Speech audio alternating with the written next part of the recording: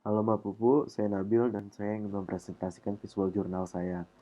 Eh, Pada tahap pertama yang saya ingat itu kita mempersiapkan 3 cerita untuk bikin nol dan itu kita mempersiapannya ada waktu yang cukup lama dan kita membuat 3 cerita yang lumayan matang yang akhirnya kita diberi kesempatan untuk memilih sendiri akhirnya dan tergantung masuk festival mana dan kita berawal itu waktu itu ceritanya yang eh, ibu dan anak ya, awalnya ceritanya ibu dan anak gitu, dan dari situ kita udah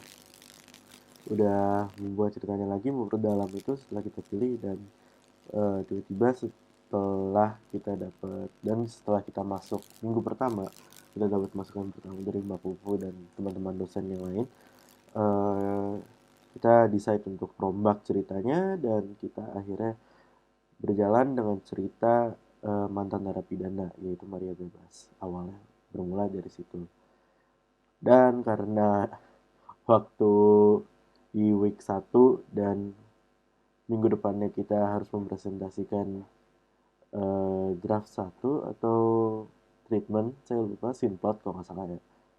Dan itu kita ada waktu cuma seminggu di situ. Nah, di situ kita stres banget di situ.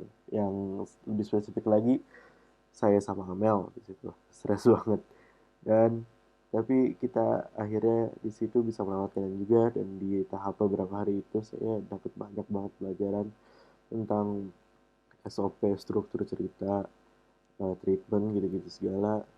Dan karena terakhir saya menulis itu untuk buat CP, saya banyak hal lagi yang harus saya ingat dan itu semua refresh selama 3 hari itu dengan pressure yang waktu yang singkat ya, gitu.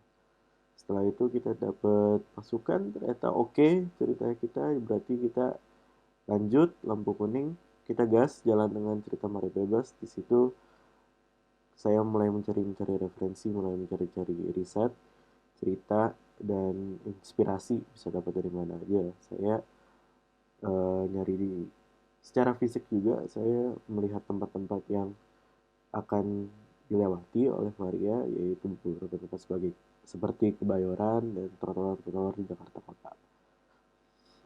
Setelah saya udah mengerjakan, saya sudah mendapat inspirasi dan referensi yang lumayan banyak.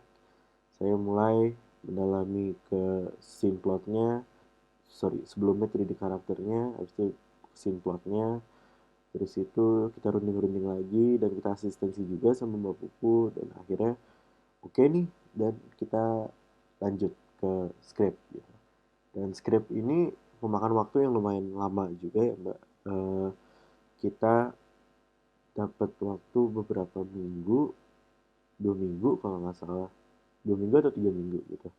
Dan dapat waktu segitu dan ternyata saya memakan waktu lebih lama lagi daripada itu. Oleh karena itu memakan banyak waktu juga untuk para HOD-HOD lain untuk mereka bisa bekerja lanjut atau enggak gitu.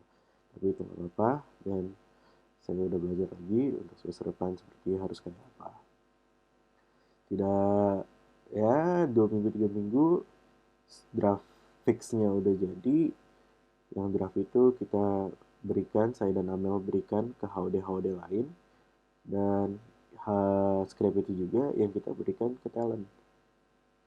Dan di saat ini saya jujur udah rada fokus ke asisten, udah jadi AD saya karena script udah lumayan kelar, Amel mau bikin adjustment dan saya bisa fokus ke AD karena waktunya udah lumayan singkat juga ke hari syuting.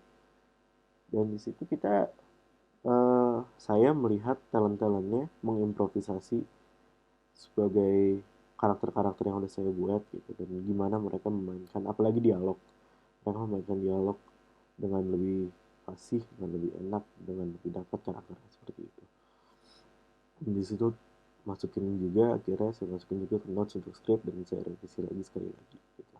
Dan itu yang saya kirim. Dan setelah itu selesai, saya fokus banget ke per edian. Saya bermula dengan membantu membuat photoboard, sorry bukan photoboard, ya photoboard, dan yang paling penting shooting schedule. Shooting schedule ini banyak banget yang dirundingin. Jadi saya berawal dengan schedule yang sangat ambisius, yaitu 18 jam satu hari, 18 atau 21 jam satu hari. Dan setelah diobrol-obrolin lagi kepada semuanya bahwa ini tidak possible dan tidak sangat etis dan untuk kesehatan dan kenyamanan teman-teman kru dan talent. Jujur saya awalnya udah merasa hal yang itu kayaknya 21 jam itu cukup akan sangat melelahkan untuk apapun, untuk profesional pun juga akan melelahkan. Tetapi konsiderasi saya di saat itu adalah budget dan waktu gitu. Tambah waktu tambah budget berarti. Dan akhirnya kita rundingin lagi, saya rundingin lagi. Akhirnya kita PT-PT lebih akhirnya untuk menambah satu hari ekstra untuk syutingnya. Jadi tidak terlalu memakan energi, iya, menghabiskan semuanya di satu hari itu. Kayak gitu. Dan syuting schedule udah jadi, bikin photoboard udah kelar, tinggal syuting. Pas syuting itu di hari pertama jujur saya di pertama tuh scene 2 shot 1 itu saya banyak kesalahan di situ karena terakhir saya nge-AD pun itu CP dan itu sangat tidak profesional dulu pas CP. Saya banyak kesalahan deh di situ lumayan lucu juga. Sampai akhirnya saya harus beradaptasi dengan cepat dengan pressure waktu yang saya bikin sendiri. Itu lucu jadinya, saya bertentangan sama diri sendiri jadinya gitu. Tapi akhirnya saya cepat untuk beradaptasi di hari itu, sampai tiba-tiba di malam hari di mana semuanya udah ngaret sejam ada gitu, habis itu tiba-tiba hujan pertama itu terjadi di jam 7 dan itu sebelum kita pindah ke scene halte. Di situ syukurnya mayoritas kru udah moving ke halte, jadi yang di trotoar sisa beberapa orang doang gitu yang kena hujan. Dan di situ kita sampai jam 8, jam setengah 9 kita akhirnya baru mulai take di halte karena hujan yang lumayan deras. Setelah itu halte, dan di halte itu asiknya di situ mayoritas jalan udah mulai ditutup gitu. Di situ kita diteriak-teriakin, diklakson-klaksonin, tapi kita tetap lanjut dan saya harus mengeluarkan suara yang lebih besar dan harus menyuruh orang untuk cepat. Itu jujur kurang nyaman untuk saya, tapi saya harus lakukan juga gitu. Tapi tidak apa, kalau saya senang juga akhirnya adrenalin saya naik di situ. Setelah itu kita rap di situ sekitar jam setengah 12, kita moving ke warung. Kita moving ke warung. Sampai situ baru mau take shot 1, tiba-tiba hujan deras dan itu udah jam sekitar jam 1-an gitu. Jadi kita ya kita utang shot banyak di hari kedepannya. Tapi di hari kedepannya di scene 1 kan mulai di kosan, saya udah mulai dapet flow-nya. Banyak banget pelajaran yang saya dapat di D1 dan saya udah mulai ngerti lah, flow-nya udah lumayan enak di situ. Setelah itu kita moving ke warung, banyak yang harus di-cut tapi ya mau nggak mau kayak gitu karena ya kehendak alam. Akhirnya kita kelar dengan shot yang di-cut on time sesuai schedule. Habis itu semuanya pulang, saya senang dan habis itu bisa beristirahat.